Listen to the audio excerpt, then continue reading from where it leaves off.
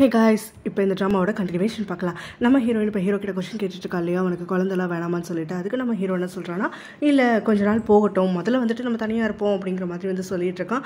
So அதே சமயத்தில் வந்துட்டு இப்போ அவளுக்கு ப்ரெக்னென்சியில் ஹெச்சிஜி லெவல் வந்து அதிகமாக இருக்கிறதுக்கு டயட் தான் காரணம். அதுக்கு முன்னாடி வந்து அவள் என்னமோ சாப்பிட்ருக்கா அப்படிங்கிற மாதிரி சொன்னாங்கல்ல டாக்டர். ஸோ நீ என்ன சாப்பிட்ட, யார் கொடுத்தா அப்படின்னு சொல்லி கேட்கும்போது ஆஃபீஸில் இருக்கக்கூடிய அவளோட பெஸ்ட் ஃப்ரெண்டு தான் கொடுத்தான்னு சொல்கிறா. சரி, நீ ஊருக்கு கிளம்புனல்ல முன்னாடி வந்துட்டு அந்த சமயத்தில் உனக்கு கிஃப்ட் கொடுத்து போலீஸ் கிட்ட மாட்டினல்ல, அப்போ வந்து உனக்கு யார் அந்த கிஃப்ட்டை அனுப்பிவிட்டா அப்படின்னு சொல்லி கேட்கும்போது அதுவும் அதே பொண்ணு தான் அப்படின்னு சொல்லி நம்ம ஹீரோயின் சொல்றா. உடனே அந்த பொண்ணை வந்து கொஞ்சம் வச்சு செய்யணும் போலயே அப்படிங்கிற மாதிரி சொல்ல நம்ம ஹீரோயினும் பதற ஆரம்பிக்கிறா. ஹே, அவ என்னோட பெஸ்ட் ஃப்ரெண்ட், அது மட்டும் இல்லாமல் அது ரொம்ப ஹார்ட் ஒர்க்கிங் பொண்ணு, என்னையை விட நிறைய வேலை பார்ப்பா தெரியுமா, வேலையில் அவளுக்கு எதிர்க்க தப்பே வந்ததில்லை, யார்ட்டி திட்டி வாங்கினதில்லை, எதுவும் பண்ணிடாத, வேலையை விட்டு தூக்கிடாத அப்படின்னு சொல்லிட்டு அவங்க கிட்ட கொஞ்சமாக கெஞ்சறதுக்காக ஆரம்பிக்கிறா. அதனால நம்ம ஹீரோயின் ஆஃபீஸ்க்கு போகும்போது பார்த்தோம்னா நம்ம ஹீரோ அவளுடைய பெஸ்ட் ஃப்ரெண்டுன்னு சொல்லிட்டு விசாரிச்சுட்டு இருந்தால அந்த பொண்ணுக்கு ப்ரொமோஷன் கொடுத்து வச்சிருக்கான். ஸோ இப்போதைக்கு அந்த டீம்லேயே முதல்ல ப்ரொமோஷன் வாங்கினது அந்த பொண்ணு தான் அப்படின்னு சொல்லிட்டு எல்லாருமே விஷ் பண்ணிட்டு இருக்காங்க. அவளுக்கு எதுக்காக ப்ரொமோஷன் சொல்லிட்டு நம்ம ஹீரோ கிட்ட ஹீரோயின் கேட்குறப்போ ஹீரோ என்ன சொல்றானா, அவ தான் நம்மளோட லைஃப்ல வந்து ஒரு மேட்ச் மேக்கரா இருந்திருக்கா, நம்ம ரெண்டு பேரையும் வந்துட்டு அந்த ஹாலிடேஸ் அப்போ போலீஸ் கிட்ட அவனை மாட்ட வச்சது, அதுக்கப்புறம் இப்போ வந்து ஹெச்சிஜி லெவல் அதிகமாக்கி விட்டதுன்னு எல்லாமே அவ தானே பண்ணியிருக்கா. ஸோ அவளை பாராட்டி ஆகணும்ல அப்படின்னு சொல்லி தான் ப்ரொமோஷன் கொடுத்தேன்னு அவன் கொஞ்சம் வந்து டீஸ் எல்லாம் பண்ணிட்டு இருக்கான். அதுக்கு பிறகு வெட்டிங் ப்ரிப்பரேஷன்ஸ் எல்லாத்தையுமே வந்து பிளான் பண்ணுறதுக்கு நம்ம ஹீரோ அவன் தங்கச்சியை தானே வந்து சொல்லியிருந்தான். ஸோ இப்போ வந்து அவன் சிஸ்டர் அதுக்காகன்னு சொல்லி இந்த ஈவெண்ட்டுக்கு இந்த மாதிரி சூஸ் பண்ணலாமா, கார்ட்ஸ் அது இதுன்னு எதை கேட்டாலுமே நம்ம ஹீரோ வந்துட்டு அப்புறம் பார்த்துக்கலாம், இப்போ என்ன அவசரம் அப்படின்னு சொல்லிட்டு உட்காந்துருக்கான். ஹீரோயினும் அவளும் வந்துட்டு உட்காந்து செக் பண்ணிட்டு இருக்காங்க. அப்போ ஃபைனலைஸ் பண்ண அதனடா முடியணும், உடனே ஏதோ ஒன்று செக் பண்ணு அப்படிங்கிற மாதிரி அவன் சொல்லிட்டு இருக்கான். ஸோ ஹீரோடைய தங்கச்சி இப்போ கேட்குறா, என்ன ஏதோ ஒன்று பண்ணணுமா, என்ன இப்படி பதில் சொல்லிட்டு இருக்க, உன்னோட மேரேஜ் இது அப்படின்னு சொல்ல, ஓ அவசரம் ஒன்றும் பட வேண்டாம், பொறுமையாக பண்ணிக்கலாம் அப்படிங்கிற மாதிரி சொல்கிறான். உடனே ஹீரோட தங்கச்சியும் இங்கே முன்னாடி ஹீரோ வந்துட்டு ப்ரெக்னெண்ட்டாக இருக்கா இவ அப்படின்னு நினச்சிக்கிட்டு அதுக்கப்புறம் வந்துட்டு சொல்லியிருப்பான்ல வெட்டிங் வந்து 3 months நடக்கணும்னு சொல்லிட்டு, அப்போ அவ்வளோ அவசரப்பட்ட வேலை இருக்குது அது இதுன்னு சொல்லிட்டு இப்போ என்னன்னா ஸ்லோவாக பண்ணுங்கிற என்ன மனசில் வந்துட்டு வச்சுட்டு இருக்க அப்படிங்கிற மாதிரி இவன் கேட்டுட்டு இருக்கான். ஆனால் நம்ம ஹீரோயினுக்கும் வந்துட்டு இந்த வெட்டிங்கில் அவனுக்கு இன்ட்ரெஸ்டே இல்லை அப்படின்னு சொல்லிட்டு ஒரு நெகட்டிவான ஒரு தாட்ஸ் வந்து மைண்டில் வர ஆரம்பிச்சிடுது. ஸோ கொஞ்ச நாளைக்கு அப்புறம் நம்ம ஹீரோ கூட லஞ்ச் சாப்பிட்டுட்டு இருக்கும்போது அவள் கேட்குறா, நம்ம எத்தனை நாள் வந்துட்டு நான் மேனேஜர்கிட்ட லீவ் கேட்கட்டும்னு சொல்லிட்டு. நம்ம ஹீரோவும் எதுக்காக லீவ் அப்படின்னு சொல்லிட்டு கேட்க, வெட்டிங்காக தான், இப்போவே சொல்லி வைக்கணும்ல அப்படின்னு. உடனே வெட்டிங் டேட் முதல்ல ஃபிக்ஸ் ஆகட்டும், அதுக்கப்புறம் அதெல்லாம் பார்த்துக்கலாம் அப்படின்னு சொல்லிட்டு அவன் ரொம்ப சாதாரணமாக சொல்லிடுறான்.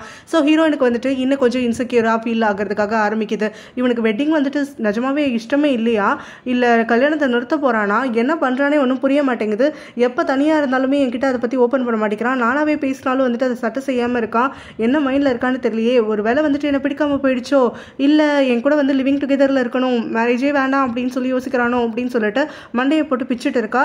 ஸோ இதுக்கு நடுவில் வந்துட்டு அவளுடைய வெட்டிங் ப்ரிப்பரேஷன்ஸை அங்கே ஹீரோடைய தங்கச்சியும் லீச்சாவும் சேர்ந்து நம்ம ஹீரோயினை எல்லாத்தையும் இன்வால்வ் பண்ணுறாங்க. லீச்சாக்கும் இப்போ வெட்டிங்காக எல்லா பிளான்ஸும் வந்துட்டு ஹீரோட தங்கச்சி தான் பண்ணிட்டு இருக்கா.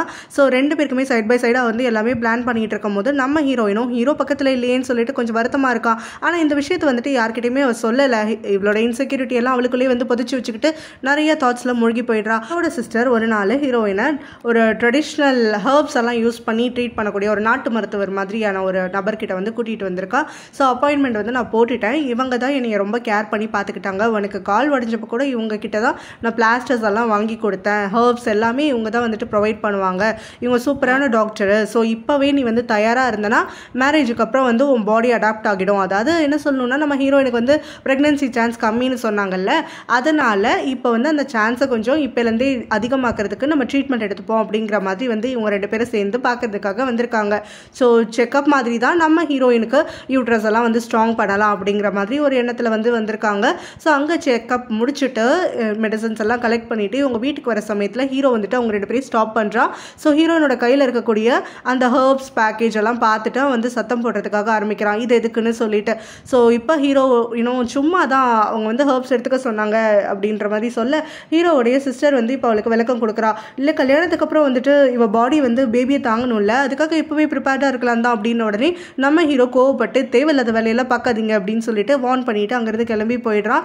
நம்ம ஹீரோயினுக்கு இப்போ திரும்ப வந்து இன்செக்யூர் ஃபீல் வருது. எப்படின்னா, எனக்கு வந்து குழந்தையே பிறக்காதுன்னு இவன் முடிவு பண்ணிட்டானா, இல்லை வந்து குழந்தை பெற்றுக்கிறதுக்கே இவனுக்கு இன்ட்ரெஸ்ட் இல்லையா, ஏதோ இதனால் இப்படியெல்லாம் நடந்துட்டுருக்கான் அப்படின்னு சொல்லிட்டு முடிச்சிட்ருக்கா. அதுக்கு பிறகு அங்கே இருக்கக்கூடிய குக் ஆண்டிக்கிட்ட அந்த ஹர்ப்ஸ் எல்லாம் கொடுத்து அதை வந்து ப்ரிப்பேர் பண்ணி தர சொல்கிறா. ஸோ நம்ம ஹீரோயினுக்கு அந்த மெடிசன் வந்து ப்ரிப்பேர் பண்ணி கொடுத்த உடனே அவள் சாப்பிட ஆரம்பிக்கவும் நம்ம ஹீரோவும் இதெல்லாம் சாப்பிடாத, முதல்ல நிறுத்து அப்படின்னு சொல்கிறான். ஏன், இதெல்லாம் நல்லதுக்கு தானே அப்படின்னு சொல்லிட்டு நம்ம ஹீரோயின் சொல்ல, உனக்கு உடம்புல எந்த பிரச்சனையுமே இல்லை, தேவையில்லாத வேலை பார்க்காத, உடம்பு நல்லா இருக்கும் போது எதுக்காக மெடிசன் சாப்பிடணும் அப்படின்னு சொல்லிட்டு அவன் கேட்குறான். நம்ம ஹீரோயினுக்கு திரும்ப வந்துட்டு அதே ஃபீலிங் தான், உனக்கு பேபி வேண்டாம் வேண்டாமா அப்படின்னு சொல்லிட்டு கேட்க ஹீரோவும் உனக்கு பேபி வேணும்னா என்கிட்ட வா, அதை விட்டுட்டு இந்த மெடிசன்ஸ் எல்லாம் கண்டபடி சாப்பிட்டுட்டு இருக்காது அப்படிங்கிற மாதிரி கொஞ்சம் டீஸ் பண்ணவும் சீரியஸாகவும் சொல்லிட்டு இருக்கான். ஸோ நம்ம ஹீரோயின் அதுக்கப்புறம் கேட்குறா, உனக்கு இவ்வளோ சீக்கிரம் வந்து பேபி வேணான்னு நினைக்கிறியா அப்படின்னு உடனே கல்யாணம் ஆன உடனே கொஞ்சம் பேர் வந்து அவங்களுக்குன்னு ஒரு ப்ரைவசி இருக்கணும், அவங்களுக்குன்னு சொல்லிட்டு ஒரு தனிப்பட்ட காலம் இருக்கணும், ரொமான்ஸ் பண்ணுறதுக்காக இருக்கட்டும், பேசி புரிஞ்சுக்கிறதுக்காக இருக்கட்டும், எல்லாத்துக்குமே அப்படிங்கிற மாதிரி நான் ஃபீல் பண்ணுறேன். ஸோ கல்யாணம் முடிச்ச உடனே எல்லாம் பேபி வேண்டாம், நம்ம கொஞ்சம் டைம் எடுத்துக்கலாம் அப்படிங்கிற மாதிரி வந்து சொல்கிறான். ஸோ ஹீரோயினும் அதுக்கப்புறமா நம்ம பேபி எப்படி இருப்பாங்கன்னு சொல்லி பிளான் பண்ணி வச்சிருக்கியா, ஏதாவது இமேஜின் பண்ணியிருக்கியா அப்படின்னு சொல்லிட்டு கேட்க ஹீரோவும் கொஞ்சம் கூட யோசிக்காம பேபி என்ன மாதிரி இருந்தால் க்யூட்டாக இருக்கும் அப்படின்னு சொல்கிறான். அதை கேட்டோடனே நம்ம ஹீரோயினும் இவனுக்கு இவ்வளோ கான்ஃபிடன்ஸ் தேவைதான் அப்படிங்கிற மாதிரி யோசிச்சுக்கிட்டு அதே மாதிரி பேபி இருந்தால் அது எப்படி க்யூட்டாக இருக்கும், அது சிடுமுஞ்சு உம்முனா முஞ்சு மாதிரி தான் இருக்கும் அப்படின்னு சொல்லிட்டு நம்ம ஹீரோயினும் சொல்லிக்கிட்டே பேசாமல் என்னைய மாதிரியே ஒரு பேபியை பெற்றுக்கிறேன், அப்போ தான் அது க்யூட்டாக இருக்கும், நிறைய சாப்பிடும் அப்படின்னு தான் சொல்லிட்டு இருக்க நம்ம ஹீரோவும் யாரை சிடுமுஞ்சின்னு சொல்கிற, சரி இப்போவே வா பேபிக்கு ட்ரை பண்ணுவோம், பேபி யார் மாதிரி இருக்குன்னு இன்றைக்கே பார்த்து தெரிஞ்சுப்போம் அப்படின்னு சொல்லிட்டு அவளை புல் பண்ணிவிட்டு அப்படியே தூக்கிட்டு ஓடிடுறான். அதுக்கப்புறம் நம்ம ஹீரோயினும் அதுக்கு தயங்கிக்கிட்டே அவங்க அம்மாவுக்கு ஒரு நாள் ஃபோன் போடுறா மேரேஜ் விஷயமா சொல்லலான்னு சொல்லிட்டு.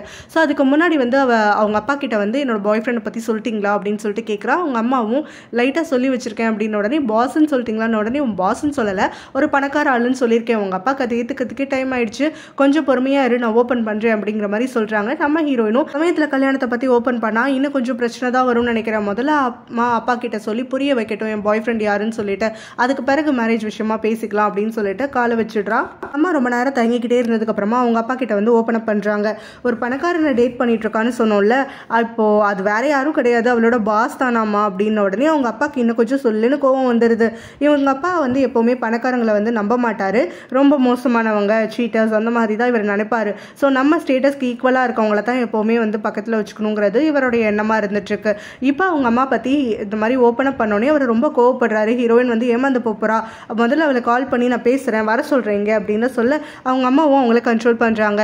இந்த மாதிரி அந்த பையன்கிட்டயும் நான் பேசிட்டேன், நல்ல பையன் மாதிரி தான் இருக்கான், அது மட்டும் இல்லாமல் இங்கே ஹீரோயினோட கசன் இருக்கா இல்லையா, அவள் பல முறை மீட் பண்ணியிருக்கா, அவகிட்ட பேசினப்பையும் அவள் தான் நல்ல விதமாக தான் சொன்னான். ப்ளஸ் வந்து ஹீரோயினுக்கு இப்போ சர்ஜரி பண்ணப்போ கூட அவன் ஆஃபீஸ்க்கே போகாமல் முழுக்க அத்தனை நாளும் ஹாஸ்பிட்டலில் பக்கத்தில் இருந்து அவளை தாங்குன்னு தாங்கியிருக்கான், இதுக்கு மேலே என்ன வேணும் அப்படின்னா சொல்லி கொஞ்சம் அடக்கி வைக்கிறாங்க. இங்கே பார்த்தோன்னா ஹீரோ கிட்ட கியூ வந்து புலம்பி தீர்த்துட்டு இருக்கான். லீச்சா வந்து மேரேஜ் ப்ரிப்பரேஷன்ஸ் ஆரம்பிச்சதுலேருந்தே எப்போ பாரு ரெண்டு பேரும் சண்டை தான் வந்துட்டு இருக்கு. லீச்சா வந்து இவன் எது செலக்ட் பண்ணாலும் அதில் உடன்பாடு இல்லைன்னு சொல்லிட்டு ஏதாவது ஒரு வகையில் சண்டை போடுறா. நம்ம குரூப்பாக இருக்கும் போதும் நீ பார்த்துருப்ப, அதுவும் இல்லாமல் தனியாக போய் அவ்வளோ சண்டை வேற, எப்போ பாரு சாரி கேட்கறது மட்டும்தான் என் வேலையாக இருந்துட்டு இருக்கு அப்படிங்கிற மாதிரி. அப்போ நம்ம ஹீரோவும் பொறுமையாக சிரிச்சுட்டே இருக்கா, உனக்குலாம் வந்துட்டு பிரச்சனையே இல்லையா, குரூப்புக்கு முன்னாடி ஹீரோயின் வந்து உங்ககிட்ட சண்டை போட மாட்டேங்கிறா, தனியாக ப்ரைவசியாக இருக்கும் போது வந்துட்டு சண்டை போடுவாளா என்ன அப்படிங்கிற மாதிரி வந்து கேட்க நம்ம ஹீரோ அப்போ தான் யோசிக்கிறான், நம்ம ஹீரோயின் வந்துட்டு அவன்கிட்ட எதுவுமே மேரேஜ் விஷயமா டிமாண்ட் பண்ணலையே அப்படின்னு சொல்லிட்டு. ஸோ அடுத்த நாள் பார்த்தோன்னா இப்போ வந்து ஹீரோயினோட கசன் நம்ம ஹீரோட கம்பெனிக்கு வரா. ஹீரோ வந்துட்டு அந்த ப்ராஜெக்ட் அப்ரூவ் பண்ணியிருக்கான், இன்வெஸ்ட் பண்ணுறதா சொல்லியிருக்கான்ல. ஸோ ஹீரோட டீம் கூட ஒர்க் பண்ணுறதுக்காக வரா. அந்த சமயத்தில் அங்கே வந்து ஒரு மீட்டிங் எல்லாம் வச்சதுக்கு பிறகு ரொம்ப நர்வஸாக இருக்குது அப்படின்னு சொல்லி ஹீரோ கிட்ட கொஞ்சம் பேசுறதுக்காக ஆரம்பிக்கிறா. ஸோ இந்த ப்ராஜெக்ட் வந்து எனக்கு எவ்வளோ முக்கியமானதுன்னா எங்கள் அம்மா கிட்ட இருந்து எனக்கு ஒரு ஃப்ரீடம் கிடைக்கும் அப்படின்லாம் சொல்லிட்டு அதுக்கு பிறகு ஹீரோனை பற்றியும் பேசுறதுக்காக ஆரம்பிக்கிறா. ஹீரோயினை வந்து கல்யாணம் பண்ணிக்கிறதுன்னு சொன்னதுக்கு காரணம் வந்து அவள் ப்ரெக்னன்சி தானே. இப்போ ப்ரெக்னெண்ட்டாக இல்லைன்னு சொன்னதுக்கு பிறகு வந்து நீ அதே விஷயத்த அவகிட்ட கன்வே பண்ணியா, அதாவது நீ ப்ரெக்னெண்ட்டாக இல்லைனாலும் நான் அவனை கல்யாணம் பண்ணிக்கிற விரும்புகிறேன் அப்படிங்கிற விஷயத்த நீ அவகிட்ட எடுத்து சொன்னியா அப்படின்னு சொல்லி கேட்க, இதில் சொல்கிறதுக்கு என்ன இருக்குது அப்படிங்கிற மாதிரி நம்ம ஹீரோ சொல்கிறான். அதுக்கு தான் வந்துட்டு இவ சொல்கிறா, இல்லை ஹீரோயின்னு கிடையாது, யாராக இருந்தாலுமே சரி, இப்போ வந்து குழந்தையே பிறக்கிறது வந்து ரொம்ப கஷ்டம் அப்படின்னு சொல்லி சொன்னதுக்கு பிறகு ஒருத்தர் வந்து இந்த மாதிரி கல்யாணத்துக்கு ரெடி ஆகுறாங்க, அதுவும் ப்ரெக்னென்சியை காரணமாக வச்சு ரெடி ஆகியிருக்கும் போது திரும்ப வந்து அந்த ப்ரெக்னென்சி இல்லைங்கிறப்போ அவள் கண்டிப்பாக யோசிக்க தானே செய்வா. ஸோ குழந்தை இல்லாதப்போ என்னை கல்யாணம் பண்ணிப்பானா அப்படிங்கிற ஒரு ஏக்கம் வந்து அவளுக்குள்ள இருந்துக்கிட்டு தானே இருக்கும். ஸோ இதெல்லாம் வந்துட்டு அவள் என்கிட்ட சொல்லிட்டான்னு கிடையாது, அவங்ககிட்ட எதுவுமே சொல்லலை. பட் அவள் இடத்துல யார் இருந்தாலுமே இந்த மாதிரி தான் இன்செக்யூராக ஃபீல் பண்ணுவாங்க, அதனால் அவங்ககிட்ட சொல்லணும்னு நினச்சேன். அவள் கூட வந்துட்டு நான் வளர்ந்துருக்கேன், அவள் மனசு எந்த மாதிரி வந்துட்டு யோசிக்குங்கிறதெல்லாம் எனக்கு ஓரளவுக்கு தெரியும். ஸோ கெஸ்ஸை வச்சு தான் நான் சொல்லிட்டு இருக்கேன், அதனால அவகிட்ட ஸ்ட்ரெயிட்டாக எதுவும் கேட்காத, கோவப்படாத, இருந்தாலும் நீ வந்துட்டு உன் எண்ணத்தை அவகிட்ட வந்து ஸ்ட்ரெயிட் ஃபார்வர்டாக கன்வெர்ட் பண்ணால் நல்லாயிருக்கும் அப்படிங்கிற மாதிரி சொல்ல நம்ம ஹீரோ அதுக்கு அடுத்தடுத்த நாட்கள் வந்து யோசிக்கிறான், அந்த மாதிரி கியூ சொன்னது அதுக்கப்புறம் இவ சொன்னதுன்னு சொல்லிட்டு. ஸோ இப்போ வந்து அவனுடைய அப்பார்ட்மெண்ட்டில் இவங்க ரெண்டு பேரும் டைம் ஸ்பெண்ட் பண்ணிட்டு இருக்கும்போது ஹீரோயின் வந்து அவங்ககிட்ட கொஞ்சம் பேசணும் அப்படின்னு சொல்லிட்டு ஓப்பன் அப் பண்ணுறா. இந்த வெட்டிங்கில் உனக்கு இஷ்டம் இல்லையா அப்படின்னு சொல்லி கேட்க நம்ம ஹீரோ அப்படியே அவள் பக்கம் திரும்புகிறான். உடனே ஹீரோயின் வந்துட்டு திரும்ப வந்து எக்ஸ்பிளைன் பண்ண ஆரம்பிக்கிறா, இல்லை ப்ரெக்னன்சி மிஸ்டேக்கபிளாக வந்து அவங்க அனௌன்ஸ் பண்ணதுனால தானே கல்யாணம் பண்ணிக்கிறேன்னு சொன்னேன், இப்போ தான் அதுவும் இல்லைன்னு ஆயிடுச்சு, அதுதான் நீ எனக்கு கல்யாணம் பண்ணிக்கணும்னு ஆசைப்படுறியா, இல்லை கல்யாணம் இப்போதைக்கு வேண்டான்னு நினைக்கிறியா, இல்லை வேணவே வேணான்னு நினைக்கிறியா, எனக்கு கொஞ்சம் குழப்பமாக இருந்துட்டுருக்கு, எந்த ஒரு வெட்டிங் ப்ரிப்பரேஷன்ஸ் டிசிஷன்ஸ்லையும் நீ வந்து ஒரு ஐடியா கொடுக்க மாட்டேங்கிற, எதுலேயுமே இன்வால்வ் ஆக மாட்டேங்கிற, உனக்கு இந்த கல்யாணம் வேண்டாம் அப்படின்னு தோணுச்சுன்னா அதை வந்து ஸ்ட்ரெயிட் ஃபார்வர்டாகவே சொல்லிவிடு. நான் உன்னை ஃபோர்ஸ் பண்ணுறேன், இல்லை எனக்கு வாக்கு கொடுத்துட்டதுனால இதை பண்ணுறேன், அந்த மாதிரிலாம் வந்து இருக்காத. உனக்கு எந்த ஒரு எக்ஸ்பெக்டேஷனும் இல்லையா நம்ம ஃப்யூச்சரை பற்றியோ இல்லை நம்ம வெட்டிங்கை பற்றியோ அப்படின்னு சொல்லிட்டு கேட்க நம்ம ஹீரோ பதில் எதுவும் சொல்லாமல் அங்கேருந்து கிளம்பி போயிடுறான். இதனால் நம்ம ஹீரோயினுக்கு அப்படியே ஒரு நிமிஷம் ஹார்ட் வந்து பிரேக் ஆகிடுது. நம்ம ஹீரோ அதுக்கப்புறம் திரும்பி வரும்போது கையில் ஒரு ரிங் வச்சுருக்கான். ஸோ அவன் என்ன சொல்கிறான்னா, இந்த மாதிரி எங்கள் ஃபேமிலியில் ஒருத்தருக்கு ஒருத்தர் ப்ரொப்போஸ் பண்ணணும், மேரேஜ் பண்ணிக்கணும்னா அதுக்கு ஒரு ட்ரெடிஷன்ஸ் வந்து ஃபாலோ பண்ணுவோம். ஸோ இந்த ரிங் வந்து எங்களுக்கு பரம்பரையாக வந்துட்டே இருக்குது, ஜென்ரேஷனாக வந்துட்டு இந்த ரிங்கை தான் எங்களோட ஃபியான்சேக்கு, அதாவது மேலாக இருக்கக்கூடிய நபர் வந்து அவங்களுடைய ஃபியான்சேக்கு இதை போட்டு தான் ப்ரொப்போஸ் பண்ணுவாங்க. ஸோ இப்போ அந்த ரிங் வந்துட்டு நான் உங்ககிட்ட கொடுக்கணும்னு நினைக்கிறேன். எனக்கு உன்னை மேரேஜ் பண்ணிக்கிறதுக்கு ரொம்பவே இஷ்டம் தான். ஆனால் இந்த வெட்டிங்னால நான் வந்து கொஞ்சம் முன்னாடியே அது நடக்க போகுதுன்னு நினச்சேன். இப்போ வந்து கொஞ்சம் டைம் எடுத்துக்கலாம்னு நினச்சேன். மற்றபடி வந்து எனக்கு எந்த ஒரு எக்ஸ்பெக்டேஷனும் இல்லாமலாம் கிடையாது. வெட்டிங் ப்ரிப்பரேஷன்ஸில் எனக்கு வந்து எந்த ஒரு ஆசையும் கிடையாதே தவிர ஒன்றை தான் கல்யாணம் பண்ணிக்கணுங்கிறது மட்டும் தான் என்னோட குறிக்கோள் அப்படின்னு சொல்லிட்டு முடிக்கிறான். ஸோ அடுத்த நாள் ஆஃபீஸ் வந்ததுக்கப்புறமா அவன் லாயரை இன்வைட் பண்ணி இப்போ நம்ம ஹீரோயின் கிட்ட வந்துட்டு கொஞ்சம் இன்ஸ்ட்ரக்ஷன்ஸ் எல்லாம் கொடுக்கறதுக்காக வைக்கிறான். இப்போ என்னன்னா, இவங்களோட ஃபேமிலியில் அவங்க தாத்தா வந்து கொண்டு வந்திருக்கக்கூடிய இன்னொரு பழக்கம் என்ன அப்படின்னு சொன்னால், ஒரு அக்ரிமெண்ட் வந்து இவ சைன் பண்ணணும். அதாவது யார் வந்து இந்த ஃபேமிலியில் கல்யாணம் பண்ணிக்க போகிறாங்களோ அவங்க வந்து அக்ரிமெண்ட் சைன் பண்ணணும். அவனோட பேரில் இருக்கக்கூடிய ப்ராப்பர்ட்டிஸில் நிறைய இது, அதாவது மெயினான அவனுடைய கம்பெனியை தவிர மற்ற அப்பார்ட்மெண்ட்ஸோ இல்லை பில்டிங்ஸோ இல்லை ஷாப்பிங் காம்ப்ளெக்ஸோ அந்த மாதிரி இடங்கள் எல்லாத்துலேயுமே நம்ம ஹீரோயினுக்கும் பங்கு உண்டு. அது எல்லாமே வந்து டெம்பரரி ஓனர் மாதிரி அவ அப்படிங்கிற மாதிரியும், கஷ்ட காலத்தில் வந்து அவங்க அதை எடுத்து யூஸ் பண்ணிக்கலாம், அந்த மாதிரி வந்து ஒரு அக்ரிமெண்ட் இருக்குது. ஸோ இப்போ லாயர் வந்து நிறையா ஹீரோவுடைய ப்ராப்பர்ட்டிஸ் எல்லாத்துக்கான டீட்டெயில்ஸும் கொடுத்து இதிலெல்லாம் நீங்கள் எதில் சைன் போடுறீங்களோ அதெல்லாம் வந்துட்டு உங்கள் பேருக்கு ஹீரோ வந்து மாற்றி கொடுத்துருவாரு அப்படிங்கிற மாதிரி சொல்லிட்டு இருக்கும்போது நம்ம ஹீரோயினும் ஒரு ஷாக்கில் இருந்துட்டு திருன்னு முடிக்கிறான். ஹீரோவும் என்னையும் பார்க்குற, நான் தான் நேற்றே சொன்னால எங்களுக்குன்னு ஒரு ட்ரெடிஷன்ஸ் இருக்குது, ஃபாலோ பண்ணுவோன்னு சொல்லிட்டு. ஸோ இப்போ உனக்கு எது பிடிச்சிருக்குன்னு பாருன்னொடனே ஹீரோயின் அதை வாங்கி செக் பண்ணுறா. இப்போ அவள் தங்கியிருக்கால அந்த வீடும் நம்ம ஹீரோவோடது தான் இல்லையா? ஸோ அதை வந்துட்டு அவள் தேடி எடுக்கிறா. அதை எடுத்துட்டு இது ஒரு பேப்பர் மட்டும் எனக்கு போதும், இதில் சைன் போட்டுட்டு மற்றது எதுவும் எனக்கு வேண்டாம் அப்படின்னு சொல்லிட்டு அந்த லாயர் கிட்ட சொல்கிறா. இது ஒன்று போதுமா, அப்போ மற்றதெல்லாம் அப்போ மூவபிள் ஆப்ஜெக்ட்ஸ்லாம் அப்படின்னு சொல்லிட்டு அவரை கேட்க ஆரம்பிக்க நம்ம ஹீரோட எனக்கு எதுவுமே வேண்டாம், எனக்கு இது ஒன்று போதும், நீங்கள் மற்றது எல்லாத்தையும் எடுத்துகிட்டு போயிடுங்க அப்படின்னு சொல்கிறா. ஸோ இது பார்த்துட்டே இருக்கக்கூடிய நம்ம ஹீரோவும், இல்லை நான் அவகிட்ட கொஞ்சம் தனியாக பேசணும், அதனால நீங்கள் கிளம்பிட்டு நாளைக்கு வேணா பார்க்க வாங்க அப்படிங்கிற மாதிரி லாயரை சொல்லி அங்கேருந்து அனுப்பி விட்டுட்டான். அவரும் வந்துட்டு ஆமாம் இந்த பொண்ணுக்கு புரியல போல், நீங்கள் கொஞ்சம் பேசுங்க அப்படின்னு சொல்லிட்டு கிளம்பி போயிடுறாரு. ஸோ அவர் போனதுக்கப்புறமா நம்ம ஹீரோ வந்துட்டு ஹீரோயின் கிட்ட எதனால் எதையுமே வந்துட்டு சைன் பண்ண மாட்டேன்னு சொல்கிறேன் அப்படின்னு உடனே நம்ம ஹீரோயினும் எனக்கு இதெல்லாம் எதுவும் தேவையில்லை, நான் ஒன்றை தான் கல்யாணம் படிக்கணும்னு நினச்சேன் அப்படிங்கிற மாதிரி வந்து சொல்கிறா. நம்ம ஹீரோ அதுக்கு என்ன சொல்கிறான்னா, இன்னைக்கு மாதிரியே நாளைக்கு இருக்குன்னு சொல்ல முடியாது இல்லையா, நாளைக்கு என்ன வேணாலும் மாறலாம், அதனால் வந்துட்டு மாதிரி ப்ராப்பர்ட்டிஸ் இந்த அக்ரிமெண்ட் எல்லாம் உனக்கு நாளைக்கு ஃப்யூச்சரில் ஹெல்ப்ஃபுல்லாக இருக்கும், உனக்கு வந்து கொஞ்சம் செக்யூராக ஃபீல் பண்ண வைக்கும் அப்படிங்கிற மாதிரி சொல்ல நம்ம ஹீரோயினும் அப்படின்னா என்ன ஃப்யூச்சர்னா எனக்கு கொடுமைப்படுத்த போறியா, இல்லை என்ன டிவோர்ஸ் பண்ணிவிடுவேன்னு சொல்கிறியா, அதுக்காகத்தான் வந்துட்டு இந்த மாதிரி செக்யூர் பண்ணுறியா அப்படின்னு சொல்லி கேட்க அதுக்கு ஹீரோவும் அப்படிலாம் இல்லைம்மா, நம்ம வந்துட்டு ஃப்யூச்சரில் என்ன நடக்குங்கிறதே சொல்ல முடியாதுல்ல, அதுக்காகத்தான் சொல்கிறேன் அப்படின்னு சொல்லி சொல்ல ஆரம்பிக்க நம்ம ஹீரோயினும் ஃப்யூச்சரில் என்ன ஆனாலும் சரி எனக்கு எதுவுமே தேவையில்லை, எனக்கு ஒன்னையை மட்டும் வந்துட்டு நீ எனக்கு கொடு, எனக்கு போதும் அப்படிங்கிற மாதிரி சொல்கிறா. நம்ம ஹீரோ அது கேட்டுட்டு அதுக்கப்புறமா நிஜமாக வந்துட்டு நீ இந்த எதுலேயுமே சைன் பண்ணாமல் விட்டுட்டேன்னா நாளைக்கு வந்துட்டு நான் மட்டும்தான் உனக்கு சொந்தமாக இருப்பேன், என்னோட ப்ராப்பர்ட்டிஸ் எதுலேயுமே உனக்கு பங்கு இருக்காது, 1% கூட வந்துட்டு உனக்கு கிடைக்காது, பரவாயில்லையா அப்படின்னு சொல்லி கேட்க நம்ம ஹீரோவும் பரவாயில்ல, எனக்கு உன் கூட இருந்தாலே போதும், எனக்கு லைஃப் லாங் எனக்கு அதை மட்டும் நீ கொடு அப்படிங்கிற மாதிரி சொல்கிற. நம்ம ஹீரோவும் பயங்கரமாக எமோஷனல் ஆகிட்டு அதுக்கப்புறமா அவளை கிஸ் பண்ணுறதுக்காக ஆரம்பிச்சிடுறான். இன்னும் அதுக்கப்புறமா அவங்க அம்மாவுக்கு கால் பண்ணிவிட்டு வெட்டிங் வந்து இந்த மாதிரி ஃபிக்ஸ் பண்ணியிருக்கோமா, நான் சீக்கிரத்துலேயே ஹீரோவை கல்யாணம் பண்ணிக்க போகிறேன் அப்படின்னு ஒரு இன்ஃபர்மேஷன் கொடுத்து அவங்க அப்பா கிட்டேயும் இன்ஃபார்ம் பண்ண சொல்கிறா. அதானே அவள் டேட் பண்ணுறான்னு சொன்னேன், அதுக்குள்ளே என்ன கல்யாணம் அப்படின்னு சொல்லிட்டு அவங்க அப்பா தாம் தம்னு குதிக்கிறதுக்காக ஆரம்பிச்சிடுறாரு. எனக்கே இப்போ தான் சொன்னா அப்படின்னு சொல்லிட்டு அவங்க அம்மா சொல்ல, அதெல்லாம் இல்லை, அவள் உங்ககிட்ட ஏற்கனவே சொல்லியிருப்பா, நீ என்கிட்ட இருந்து மறைச்சு வச்சிருக்க, நீங்கள் 2 பேரும் வந்து கூட்டு கலவானீங்க அப்படின்னு சொல்லிட்டு அவங்க அம்மாவையும் வந்து சத்தம் போடுறாரு. ஸோ இப்போ வந்து அவங்க அம்மா திரும்ப அவங்க அப்பாவை கன்வின்ஸ் பண்ணுற வேலையை தான் பார்த்துட்டு இருக்காங்க. அவங்க அப்பாவுக்கு வந்து இவன் பணக்காரன் அப்படிங்கிறது தான் ஒரு பிரச்சனையாக இருந்துட்டு இருக்கு. ஸோ இப்போ என்ன சொல்கிறாருன்னா, அவரை வந்து பார்க்காம பேசாமல் ஒன்றுமே ஒத்துக்க முடியாது, அதுவும் இல்லாமல் டேட் பண்ண கொஞ்ச நாள்லேயே கல்யாணம் படிக்கிறோன்னு சொன்னான்னா அவங்ககிட்ட ஏதோ பிரச்சனை இருக்குது, அவன் நம்ம பொண்ணை ஏமாற்ற போகிறான் அப்படின்னு சொல்லிட்டு குதிச்சுக்கிட்டே இருக்காரு. என்னோட அம்மாவும் ஹீரோயின் கிட்டையும் அப்புறம் அவளோட கசன் கிட்ட இருந்தும் ஹீரோவை பற்றி என்னெல்லாம் தெரிஞ்சுக்கிட்டாங்களோ அது எல்லாத்தையுமே இவர்கிட்ட சொல்லி கன்வின்ஸ் பண்ண பார்க்குறாங்க. இவரும் கன்வின்ஸே ஆகலை. கொஞ்ச நாளைக்கு அப்புறம் வந்துட்டு நம்ம ஹீரோனுக்கு கால் பண்ணுறாரு. அந்த சமயத்தில் வந்துட்டு அவள் கேட்குறாரு, நீ நிஜமாவே வந்து கல்யாணம் பண்ணிக்க போறியான்னு சொல்லிட்டு அவளும் ஆமாம் அப்படின்னு சொல்ல, அவனை பர்சனாலிட்டி எல்லாம் பார்த்து நீ லவ் பண்ணுறியா இல்லை அவனுடைய பாஸுங்கிற டைட்டிலுக்காக லவ் பண்ணுறியா அப்படின்னு சொல்லிட்டு கேட்குறாரு. என்னப்பா இப்படி கேட்குறீங்க, நான் நிஜமாவே அவனை லவ் பண்ணுறான்ப்பா, எனக்கு அவனை பற்றி நல்லா தெரியும், நாங்கள் ரொம்ப நல்லா பாண்ட் ஆகிட்டோம் அப்படின்ற மாதிரி சொல்கிறா. அவனும் உன்னை லவ் பண்ணுறானா, அது உண்மையான லவ்வா உனக்கு தெரியுமா அப்படின்னோடனே சத்தியமாக தெரியும் அப்படின்னு சொல்லிட்டு நம்ம ஹீரோன்னு சொல்லி சொல்கிறா. சரி அப்போ வந்துட்டு அவனை என்னை வந்து பார்க்க சொல்லு, வரும்போது அவனுக்கு நான் ஒரு சூட் தச்சு தரேன், அதை வந்து அவன் போட்டுட்டு வர சொல்லு அப்படின்னு சொல்லி சொல்கிறாங்க. இது கேட்டோடனே நம்ம ஹீரோயினும் தங்கிக்கிட்டு, எதுக்குப்பா அவங்களுக்குலாம் வேலை, அதெல்லாம் எதுவும் வேண்டாம், பேசாமல் வந்துட்டு நான் அவனை கூட்டிகிட்டு வர வேலையை மட்டும் பார்க்குறேன், அவன்கிட்ட கோட்ஸ்லாம் நிறையா இருக்குது அப்படின்னு உடனே அவன்கிட்ட இருக்கிறதெல்லாம் இருக்கட்டும், அவங்க வந்து எவ்வளோ காசு போட்டு வேணாலும் வாங்கியிருக்கட்டும், நான் ஒரு டெய்லர், நான் வந்து யாருக்காவது கோட் தச்சு கொடுத்து நீ பார்த்துருக்கியா, இல்லை இல்லையா, ஸோ இந்த மாதிரி வந்துட்டு என் பொண்ணை வந்து ஒருத்தன் டேட் பண்ணுறான் அப்படின்னா அவனுக்கு ஒரு வெல்கம் கிஃப்டாக நான் வந்து இதை கொடுக்கணும்னு நினைக்கிறேன், நீ எதுவும் பேசாத, அவனோட மெஷர்மெண்ட்ஸை மட்டும் எனக்கு அனுப்பு அப்படின்னு சொல்லிடுறாரு. நம்ம ஹீரோயினும் வேறு வழியே இல்லாமல் சரின்னு ஒத்துக்கிறான். பிறகு அவளும் நம்ம ஹீரோவோட தனியாக டைம் ஸ்பெண்ட் பண்ணிட்டு இருக்கும் போது அவனுக்கே தெரியாமல் அவனுடைய மெஷர்மெண்ட்ஸ் எல்லாம் வந்து கையாலே மெஷர் பண்ணி அப்படியே அவங்க அப்பாவுக்கு வந்துட்டு ஒரு நம்பர்லாம் கொடுத்துட்றான். அவங்க அப்பாவும் அந்த பக்கமாக வந்துட்டு இருக்கிறதுலே பெஸ்ட்டு மெட்டீரியலாக அவர்கிட்ட எது இருக்கோ அதை எடுத்து நம்ம ஹீரோக்காகன்னு சொல்லிட்டு ஆசையாக சூத்தாலாம் ப்ரிப்பேர் பண்ணுறதுக்காக ஆரம்பிச்சிடுறாரு. ஸோ இங்கே கொஞ்ச நாளைக்கு அப்புறம் ஹீரோக்கு வந்துட்டு ஒரு பார்சல் வருது ஹீரோனோட வில்லேஜ்லேருந்து. ஸோ இதை பார்த்துட்டு ஹீரோவும் என்ன திருட்டு வேலை பண்ணிட்டு இருக்க அப்படிங்கிற மாதிரி ஹீரோ நான் கேட்க, ஹீரோயினும் வந்துட்டு அதை உடனே ஆசையாக பிரிக்கிறா. ஏன்னா அவளுக்கு அது கோட்டு தாங்கிறது முன்னாடியே தெரியும் இல்லையா. ஸோ பிரித்ததுக்கப்புறமா அதில் இருக்கக்கூடிய கோட்டை வந்துட்டு காட்ட நம்ம ஹீரோவும் என்னது இது அப்படின்னு சொல்லிட்டு கேட்குறான். எங்கள் அப்பா டெய்லர்னு அவங்ககிட்ட ஏற்கனவே சொன்னல அப்படின்னு சொல்ல, நீ எப்போ சொன்ன, என்கிட்ட சத்தியமாக சொல்லலை அப்படின்னு நம்ம ஹீரோ சொல்கிறான். சரி இப்போ சொல்கிறேன், எங்கள் அப்பா டெய்லரு, நீ வந்து பார்க்க வரப்போகிறப்போ இதை போட்டுட்டு வரணும்னு சொன்னார், ஆனால் அது கண்டிஷன்லாம் கிடையாது, நீ அதெல்லாம் மதிக்க வேண்டாம், உனக்கு பிடிக்கலன்னா உனக்கு பிடிச்ச ட்ரெஸ்ஸையே போட்டுக்கோ, கேட்டால் சைஸ் சரியில்லைன்னு நான் சொல்லி சமாளிச்சுக்கிறேன் அப்படிங்கிற மாதிரி நம்ம ஹீரோயின் சொல்ல, ஹீரோவும் அதெல்லாம் வேண்டாம், இதே நான் போட்டுக்கிறேன் அப்படிங்கிற மாதிரி சொல்கிறான். நம்ம ஹீரோ ஹீரோயின் அப்புறம் அவங்களுடைய ஃபேமிலி மெம்பர்ஸ், அதான் நம்ம ஹீரோடைய brother in law and sister, இவங்க எல்லாரும் சேர்ந்து அங்கே வந்து அவங்க எம்ப்ளாயீஸ் கிட்ட நிறைய கிஃப்ட்ஸ் எல்லாம் வாங்கிட்டு அதுக்கப்புறம் இங்கே வராங்க ஹீரோனோட ஊருக்கு. ஹீரோயினும் வர வழியில் ஃபுல்லாக இந்த பில்டிங் இது அந்த பில்டிங் அதுன்னு சொல்லி எல்லாருக்கும் எக்ஸ்பிளைன் பண்ணிட்டு இருக்கா. அவங்க வீட்டுக்கு முன்னாடி பார்த்தோன்னா ஒரு கூட்டமே கூடியிருக்கு இவங்களை வேடிக்கை பார்க்கறதுக்காக.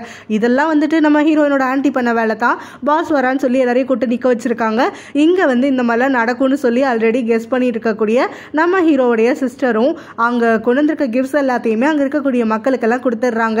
ஸோ இங்கே எல்லாரையுமே வந்துட்டு இங்கே வார்மாக வெல்கம் பண்ணிங்க, அதுக்காக ரொம்ப தேங்க்ஸ் அப்படின்லாம் சொல்லி அவங்க வந்து ஸ்பீச் எல்லாம் கொடுத்துட்ருக்காங்க. பிறகு வீட்டுக்குள்ளே போகும்போது பார்த்தோன்னா அந்த ஊரில் இருக்கக்கூடிய தலைவர்கள் எல்லாரையுமே கூட்டிகிட்டு வந்து அவங்க ஆன்ட்டி உட்கார வச்சு நம்ம ஹீரோ கிட்ட வந்து அறிமுகப்படுத்தி கொடுத்து, இந்த மாதிரி வந்துட்டு இவர்கிட்ட ஏதாவது டீல் பேசணும்னா பேசிக்கோங்க, அதோட வந்துட்டு நம்ம எல்லாரும் ஃபேமிலி ஃபோட்டோலாம் எடுத்துக்கலாம் அப்படின்லாம் சொல்லிட்டு இருக்க, அப்போ ஹீரோனோட அப்பாவும் சத்தம் போட்டு அவங்க ஆன்ட்டியையும் அங்கே வந்திருக்கவங்கள வந்துட்டு எல்லாரையும் வந்து பொறுமையாக கெஞ்சி வந்து அனுப்பி விட்டுடுறாரு. இவங்க எல்லாரும் ஃபேமிலி விஷயமா பேசுறதுக்கு வந்திருக்காங்க, அதனால் பிஸ்னஸ் எல்லாம் இங்கே பேசாதீங்க, எங்களுக்கும் கொஞ்சம் ப்ரைவசி வேணும், எதுவும் நினச்சிக்காதீங்கன்னு சொல்லிட்டு. ஸோ எல்லாரும் கிளம்பி போனதுக்கப்புறமா நம்ம ஹீரோயினோட அப்பா ஹீரோவை பார்த்து அவங்க கிட்ட தனியாக பேசணும்னு சொல்கிறாங்க. அதை புரிஞ்சுக்கிட்டு அவனோட சிஸ்டரும் பிரதர் இன்லாவும் நாங்கள் ஒரு வாக்கிங் போயிட்டு வரோம் அப்படின்னு சொல்லி கிளம்பிட, நம்ம ஹீரோயின் மட்டும் அங்கேயே சில மாதிரி நின்றுட்டு இருக்கா. அவங்க அப்பாவும் நீ போன்றாரு, அவள் போக மாட்டேங்கிறா. அவங்க அம்மா அதுக்கப்புறம் அவளை பிடிச்சி தரத்தரன்னு இழுத்துட்டு போயிடுறாங்க. அதுக்கு பிறகு இவங்க எல்லாரும் வாக்கிங் பண்ணிட்டு இருக்கும் போது நம்ம ஹீரோயின் மட்டும் பதட்டத்தில் இருக்கா, அவங்க அப்பா கல்யாணத்துக்கு ஒத்துக்க மாட்டாருன்னு சொல்லிட்டு ஹீரோ கிட்ட ஹீரோயினோட அப்பாவும் அவர் வந்து பல வருஷமாவே சின்ன வயசுலேருந்தே வந்து டெய்லராக தான் இருந்திருக்காரு, ஹீரோயின் வந்து பார்த்து தான் வளர்ந்துருக்கா, பட் ஆனால் அவளுக்கு அதுலலாம் இன்ட்ரெஸ்டே கிடையாது அப்படின்னு சொல்லிட்டு பேச்சு ஆரம்பிக்கிறதுக்காக ஆரம்பிக்கிறாரு. ஸோ இந்த மாதிரி வந்துட்டு நீ ரொம்ப பணக்கார, ஜென்ரேஷனாக வந்துட்டு இந்த மாதிரி பாஸ் ஓவர் ஆகிட்டு எப்போவுமே வந்து ஒரு எலைட் குரூப்பாக இருந்திருக்கீங்க, அப்படி இருக்கப்போ எதுவுமே இல்லாத ஒரு ஆர்டினரி பொண்ணை நீ எப்படி வந்து விரும்ப ஆரம்பிச்ச, அதுக்கு என்ன காரணம் அப்படின்னு சொல்லிட்டு வந்து கேட்க, நம்ம ஹீரோவும் நான் வந்துட்டு என்னதான் ரிச்சாக இருந்திருந்தாலும் ரொம்ப திமிரா தெனாவட்டாலாம் எங்களை வந்து வளர்க்கலை, நாங்களும் நார்மலாக வந்துட்டு எங்களுக்கு தேவையான வேலைகள் எல்லாம் செஞ்சுக்கிட்டு அந்த மாதிரி தான் இருப்போம், கூட பழகும் போதெல்லாம் எனக்கு ஒரு அமைதி கிடைக்குது, எனக்கு அது லைஃப் லாங் கிடைச்சா நல்லா இருக்கும்னு தோணுது, அவகிட்ட இருக்கக்கூடிய ஒரு கம்ஃபர்ட் வந்து எனக்கு வேறு யார்கிட்டையுமே கிடைச்சதில்லை அப்படிங்கிற மாதிரிலாம் சொல்லிட்டு இருக்கும்போது அவங்க அப்பாவும் நல்லா பதில் பேசுகிறீங்க அப்படி இப்படின்னு சொல்லிட்டு அதுக்கப்புறம் அவர் என்ன சொல்கிறாருன்னா, இந்த மாதிரி நம்ம ஃபேமிலி பேக்ரவுண்டே வேறு வேறு, ஸோ இதில் வந்து நம்ம ஹீரோயின் வந்து உங்களை கல்யாணம் பண்ணதுக்கப்புறமா என் பொண்ணு உங்களை தான் ஃபுல்லாக டிபெண்ட் பண்ணி இருக்கிற மாதிரி இருக்கும், அதெல்லாம் வந்துட்டு எனக்கு சரியாக படலை அப்படிங்கிற மாதிரி சொல்ல, நம்ம ஹீரோவும் நீங்கள் எதுவுமே யோசிக்க வேண்டாம், எனக்கு கல்யாணம் பண்ணதுக்கப்புறமும் உங்கள் பொண்ணோட லைஃப் வந்து பெருசாலாம் வந்து மாற போகிறதில்ல, இப்போ இருக்க மாதிரியே தான் நாங்கள் எப்போவுமே இருக்க போகிறோம், ரொம்ப ஆர்டினரியாக தான் லைஃப் லீட் பண்ண போகிறோம் அப்படிங்கிற மாதிரி சொல்லிட்டு இருக்கான். இது எல்லாத்தையுமே கேட்டுட்டா உங்கள் அப்பாவும் நீங்கள் சொல்கிறதுலலாம் எனக்கு நம்பிக்கை இல்லை, ஆனால் எனக்கு ஒரே ஒரு வாக்கு மட்டும் கொடுங்க அப்படின்னு சொல்லிட்டு ஒரு ப்ராமிஸ் கேட்குறாரு. அதுக்கப்புறம் நம்ம ஹீரோயின் பார்த்தோன்னா ஹீரோ இப்போ வருவான், உங்கள் அப்பா என்ன பண்ண போகிறான்னு சொல்லி பயந்துட்டு நின்றுட்டே இருக்கா. ஸோ ஹீரோ வெளில வந்த உடனே எங்கள் அப்பா என்ன பண்ணாரு, ஒன்றும் பண்ணலையா, ஒன்று ஹர்ட் அப் பண்ணிட்டாரா அப்படின்லாம் சொல்லி கேட்க, உங்கள் அப்பா என்ன ஆள் வச்சு அடிக்க போகிறாரு, அதெல்லாம் ஒன்றும் கிடையாது, நாங்கள் கொஞ்சம் பேசணும் அவ்வளோதான் அப்படிங்கிற மாதிரி சொல்கிறான். எங்கள் அப்பா கல்யாணத்துக்கு ஒத்துக்கலையா அப்படின்னு சொல்லி நம்ம ஹீரோயின் கேட்க, அதெல்லாம் சூப்பராக ஒத்துக்கிட்டாரு, என்னை பற்றி யாருன்னு நினச்ச, பிஸ்னஸ் மேன் நான், நெகோஷியேட் பண்ணுறதுல கிங் ஆச்சு அப்படிங்கிற மாதிரி நம்ம ஹீரோவும் தனி கொஞ்சம் பெருமையாலாம் பேசிகிட்டு இருக்கா. நம்ம ஹீரோயினும் அதுக்கப்புறமா அவங்க அப்பா கல்யாணத்துக்கு ஒத்துக்கிட்டாருன்னு சொல்லிட்டு ரொம்ப சந்தோஷமாக ஹீரோ கூட வந்து பேசிக்கிட்டே போயிட்டுருக்கா. ஸோ அதுக்கு பிறகு இங்கே வந்துட்டு தனியாக இவங்க 3 பேர் அதாவது ஃபேமிலி மெம்பர்ஸ் பேசிகிட்டு இருக்கும்போது ஹீரோனோட அப்பா வந்துட்டு ஹீரோயின் கிட்ட கேட்குறாரு, நீ திரும்ப வந்துட்டு கல்யாணத்துக்கு அப்புறம் வேலைக்கு வேலைக்கு கண்டினியூ பண்ண போறியா அப்படின்னு சொல்லிட்டு. அப்படிதான் ஐடியா இருக்குது அப்படிங்கிற மாதிரி வந்து சொல்ல, அதுக்கு அவங்க அப்பா சொல்கிறாரு அதுதான் நல்லது, ஏன்னா கல்யாணம் ஆகிட்டு அதுக்கப்புறமா நார்மலான லைஃப் தான் நீங்கள் லீட் பண்ண போறீங்கன்னு சொல்லிட்டு ஹீரோ சொன்னால், அதனால் வீட்டில் இருந்தால் உனக்கும் போர் அடிக்கும், அது மட்டும் இல்லாமல் 3 வருஷம் எப்படி வந்துட்டு நீ வீட்டுக்குள்ளே அடைஞ்சு கிடப்ப அப்படிங்கிற மாதிரி வந்து சொல்கிறாரு. இதை கேட்டோடனே ஹீரோனுக்கு ஒன்றும் புரியல. என்ன 3 வருஷம் என்ன சொல்கிறீங்க அப்படின்னோடனே, ஆமாம் 3 வருஷத்துக்கு குழந்தை பெற்றுக்க மாட்டேன்னா உனக்கு வீட்டில் பெருசாக வேலை இருக்காது, போர் அடிக்கும்ல அப்படிங்கிற மாதிரி சொல்கிறாரு. எனது 3 வருஷத்துக்கு பேபி கிடையாதா, என்னப்பா பேசிகிட்டு இருக்கீங்க அப்படின்னோடனே ஹீரோ கிட்ட நான் வாங்கின ப்ராமிஸ் அது தானே அப்படிங்கிற மாதிரி சொல்கிறாரு. என்ன ப்ராமிஸ், முதல்ல தெளிவாக சொல்லுங்கள், இப்படி போட்டு குழப்பாதீங்க அப்படின்னு சொல்லிட்டு நம்ம ஹீரோனு கேட்க, கல்யாணத்துக்கு நான் ஒத்துக்கணும்னா 3 வருஷத்துக்கு குழந்தை பெற்றுக்க கூடாதுன்னு சொல்லி ஹீரோ கிட்ட வாக்கு கேட்டிருக்கேன், அவனும் சரின்னு ஒத்துருக்கான் அப்படிங்கிற மாதிரி சொல்கிறாங்க. இது கேட்டோடனே ஹீரோயினும் வந்துட்டு எதுக்காகப்பா இந்த மாதிரிலாம் பண்ணிட்டு இருக்கீங்க அப்படின்னோடனே, இல்லைம்மா நம்ம 2 பேருக்கும் வந்துட்டு ஃபினான்ஷியலாக வந்துட்டு நம்ம 2 பேருமே ஸ்டேட்டஸ் வேறு வேறு, அது மட்டும் இல்லாமல் நீ ரொம்ப சின்ன பொண்ணு, நீ வந்து ரொம்ப ஃப்யூச்சரில் வந்து கஷ்டப்படக்கூடாதுன்னு சொல்லிட்டு தான் இந்த மாதிரிலாம் பண்ணேன் அப்படின்ன உடனே நம்ம ஹீரோயினும் 2-3 வருஷத்தில் நாங்கள் பிரேக்கப் பண்ணிவிடுவோம்னு நினச்சிட்டு இருக்கீங்களா, நாங்கள் டிவோர்ஸ் வாங்கிடுவோம், பிரிஞ்சு போயிடுவோம், அதனால் குழந்தை வந்துட்டா எனக்கு பின்னாடி பிரச்சனையாக இருக்கும், அந்த எண்ணத்தில் தான் நீங்கள் இப்படி சொல்லியிருக்கீங்க இல்லையா அப்படின்னு சொல்லிட்டு அவங்க அப்பாவை கேட்குறா. அவங்க அப்பா பதில் சொல்கிறதுக்கு முன்னாடி அவங்க அம்மாவும் சத்தப்பட ஆரம்பிச்சிடுறாங்க. மேரேஜை பற்றி பேசும்போது இந்த மாதிரி நடுவில் தடங்கள் போடுற மாதிரி தான் வந்துட்டு ப்ராமிஸ் எல்லாம் கேட்பீங்களான்னு உடனே, என்னுடைய நம்பிக்கை அதுதான், இந்த ஸ்டேட்டஸ் விஷயம்லாம் எனக்கு சுத்தமாக பிடிக்கல, ரெண்டும் வேறு வேறு, அதனால் இந்த ப்ராமிஸை நான் வாங்கினேன், அவனும் எனக்கு வாக்கு கொடுத்துட்டான் அப்படிங்கிறாங்க. நம்ம ஹீரோ வந்து இந்த மாதிரி ஒத்துக்கிட்டான்னு சொல்கிறதே வந்துட்டு அவளுக்கு ரொம்ப டிசப்பாயிண்டடாக இருக்குது, ரொம்ப அப்செட்டாக இருக்கா. ஹீரோவை பார்க்குறதுக்காக வரா. அந்த சமயத்தில் இந்த மாதிரி உனக்கு 3 வருஷம் பேபி வேணான்னு சொல்லி எங்கள் அப்பாவுக்கு வாக்கு கொடுத்தியான்னு உடனே, உங்கள் அப்பா கல்யாணத்துக்கு ஒத்துக்கிறதுக்கு என்கிட்ட கேட்ட ஒரே விஷயம் அதுதான், என்கிட்ட வேறு எதுவுமே அவர் கேட்கல, அதனால் நான் சரின்னு ஒத்துக்கிட்டேன்னு உடனே ஹீரோயின் வந்து சொல்கிறா, இந்த மாதிரி எங்கள் அப்பா நம்ம 2 பேரும் 1 வருஷம் 2 வருஷத்துக்கு மேலே தாக்கு பிடிக்க மாட்டோம், நம்ம ரிலேஷன்ஷிப் வந்து அங்கேயே பிரேக் ஆகிடும்ன்ற எண்ணத்தில் தான் இந்த மாதிரி சொல்லியிருக்காரு, அதை கூட புரியாமல் நீ இப்படி சொன்ன அப்படின்னோடனே நம்ம ஹீரோ என்ன சொல்கிறான், நான் அந்த மாதிரி யோசிக்கலை, ஆனால் நான் ஏற்கனவே உங்ககிட்ட பேசுகிற மாதிரி தான், கல்யாணத்துக்கு பிறகு நம்ம 2 பேருக்கும் ஒரு ப்ரைவசி தேவைன்னு நினச்சேன், நம்ம வந்து முதல்ல நல்லா ஜெல் ஆகிக்கணும், அதுக்கப்புறம் பொறுமையாக பேபி வரட்டும்னு நினச்சேன், உங்கள் அப்பா சொன்னதும் நான் நினச்சதும் வந்துட்டு ஈக்குவலாக இருக்க, நான் வந்து சாதாரணமாக அதுக்கு அக்செப்ட் பண்ணிக்கிட்டேன் அப்படிங்கிற மாதிரி சொல்கிறான்.